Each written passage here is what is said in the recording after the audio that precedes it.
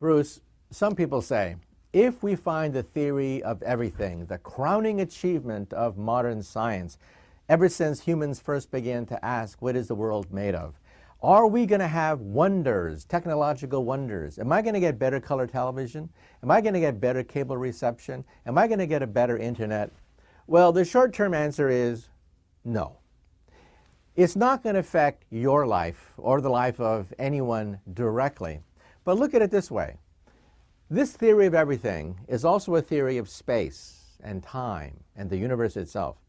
It will answer some of the deepest philosophical, theological questions of all time. What happened before Genesis, chapter 1, verse 1? What happens if time can be bent into a pretzel? What happens if space has holes in it? What happens if you could somehow manipulate space and time itself?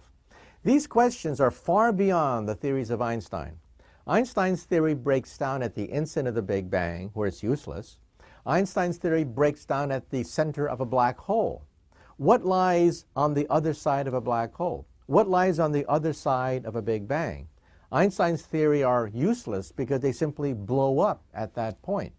This is where a theory of everything comes in.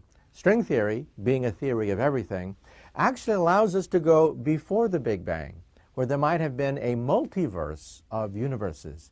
With our universe being a bubble, we live on the skin of the bubble. The bubble is expanding, and there are other bubbles out there floating in 11-dimensional hyperspace. And these bubbles, in turn, are connected perhaps by gateways, by tubes. These are called wormholes. And we physicists take them very seriously. These wormholes may or may not be stable, we're not sure, but they are definitely part of the equations of the theory of everything. Now, another thing. Think of human history as seen by a physicist in terms of forces. When Isaac Newton worked out the first force, gravity, that gave us a mechanics. That mechanics gave us steam engines, locomotives, skyscrapers. The Industrial Revolution was in part spurred on by the mastery of the first force, gravity. The second force is the electromagnetic force, the force that lights up our cities, laser beams, computers. All the electronic wonders that we see around us is a byproduct of the second force. So when physicists worked out the second force, that unleashed the electric and the computer revolution.